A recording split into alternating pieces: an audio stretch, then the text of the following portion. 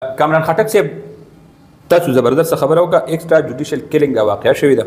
دې باندې د استکبار اسوسییشن دی له یو ټیم جوړول پکار دي او از خود په دې باندې هغوی کاروي هم کولی شي د دې ترجمانان هم جوړېدی شي او را روان وخت دپاره نو ښار د داسې واقعاتو نه بچ کولو دپاره دې ټولو ته لګام اچولو دپاره یوه اداره ده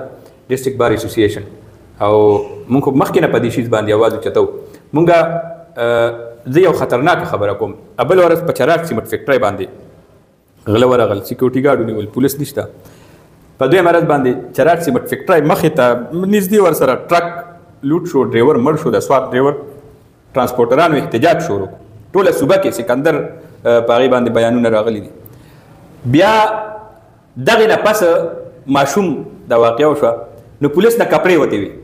بیا داسې حالت چې کله پیدا شي نو پولیس افراتفری کې بس سم کوي چې دا مسلې روکي شي هغه مخکې او دلته کې دا شی شروع شي د دې شي لاره نیولو دپاره چې دا جدي کاروي به ته کوي دا کوم هتکړډي شي خو دروغ چې نو هغې دغه لنډ وي نو پولیس دا اقدام وکړي خو هغې کې بیا وروسته لکه یو پولیس واقع کړي نو هغې کې چې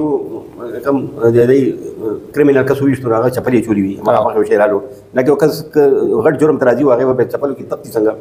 بل ځای کې یو مقابله شو که پولیس یا کس په اتکړو کې دی او مقابله وکړه نو چې اتکړو کې د څنګه مقابله وکړه او بل چې ملزم پولیس په میز کې کینی نه پولیس میز کې نو تاسو سر کې کینولو چې په ګولای له چلیدلی چې هغه هم ګولای چلولي بالکل چې هغه ګولای چلولي نو پولیس والا پکې څوک نه زخمي شي ګاډي لګېدلې ګاډي نه دی لګېدلې دیوال لګېدلې مقابلې تفهیم بھائی دا پولیس کوم اقدامات کې دي سره نوخار کې کرایم انتهایی سیوا شوی دی په موږ نظافور واقع چې وګورو هغې کې چین کم کمپني د هغې لاندې پاکستاني کم انجینیر و هغې کار کولو هغې اغوا شو بیا را شو مغه عسکریت پسند پهله ځل پر نوخار کې متعارف شو په میډیا باندې رالو بیا هغې ته واپسۍ سیف لار هم ورکوي چې از موږ تا خلاف کاروایي نه کوو موږ ته کسان پرېږده هغې هغې نه باوجود 15 لک کرایم ریشو ګرانو کتونکو کرایم ریشو یو خبره وکړو چې حکومت چې دی هغې عوام مسایل حل کولو ته راغلي لا اینډ اډر کوم حکومت چې هغې لا اینډ اډر بنیادي مونږ د ذمہ داري مونږ دلته ګورو کوم ایم ان اے ام پی ایس دي هغې چېرې پولیس میټینګ نه دی اغوښتی چېرې لا اینډ اډر سیوا شوي دي په معاشري کې دې کې تاسو څه اقدامات کوئ موږ څه تجاویز درکوو تفهیم بھائی تم رپورټینګ کوې زه هم رپورټینګ کوم موږ ته یو هینډ آوټ نه دی راغلی ایم ان اے ام پی ایس نه پولیس نه چېرې یو لا اینډ اډر صورت حال باندې دغه شو ډي سی صاحب پکې ناست و ایس پي صاحب هم ناست و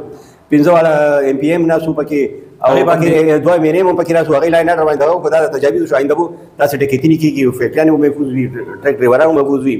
نو اوس پر داسې څه شی نه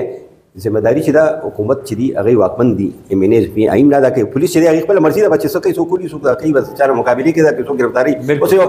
یو خبره جبۍ کې ناپور کلي کې یو کس اتولی هغې کرمینل و عدالت کې پیش کړه که نه پانسي دي شي سزا دي شي ته یې راولې په مرې نه روچت کې هوټل نه روچت کې بیا رالې ډي اس پي خپل دفتر ته راولې وی ډي اس پي دفتر نه بیا ځي چوټ علاوه یو چوکۍ کې بندېږي بیا هغې نه علاوه چې ته 10 ورځې بعد راباسې بیا ته دغه ته ورکوې پنجاب پولیس ته ورکوې چې اوس یې ته سنبال کړه دا غیر قانوني هتکړندې قانون په لاس کې اخیستن ماورای عدالت معاملات دې سره معاشرې کې نوخار کې کرایم سیوا شوي کمیږي نه بالکل ګرانو کتونکو دا انتهایی افسوسناکه واقعه شوې ده مونږ دې نه انکار نه کوو په ده به ایف آی آر وي د پولیس ته مطلوب د دې معلومات پکار دی چې آیا د باندې داسې دفات یا عدالتي داسې اډر شوټ اډر و چې تاسو څنګه صحیح کوئ نو ویلی که نه د دپاره یو بهانه جوړه شوه ضرورت ته دې خبرې دی چې د ایکسټرا جوډیشل کیلینګ دی واقعي باندې جوډیشل انکوایري پکار ده ډسټرکټ بار اسوسییشن انساني حقوقو تنظیمونه میډیا نور کم سماجي تنظیمونه یې سوشل رضاکار دي هغې له په دې باندې نه صرف اواز اوچتول پکار دي بلکې دې حوالې سره یو باقاعده تحریک ډیولپ کول غواړي را روان وخت کې زه بیا وایم چې دا تاڼې دا دفترونه دا زما د ایم ان اے ام پی اے دا کور او دا چې کم تاجران دي دا وکیلان دي د دوی دا کورونه به غیر محفوظ شي او جرم دومره مضبوط شو چې د جرم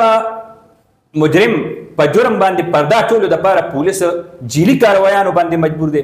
او کله چې داسې صورتحال راشي نو موږ بیا ګورو چې پولیس دا وکړي هېڅ هم نه کوي هېڅ څه شی نه یې کړی او دا زه به باندې دوهل وایم چې دا ایکسټرا جوډیشل کیلینګ واقعه ده او په دې باندې د استقبال له ټولو نه مخکې راوتل پکار دي ځکه چې هغوی د قانون په کرسۍ ناست دي او عدالت کې دې حوالې سره باقاعده یو انکوایري لانچ کړي او دا چې کم دې کې ملوث عناصر دي فریقین دي دا ټول د مخې ته راولي چې پای شي او اوبه شي اجازت غواړو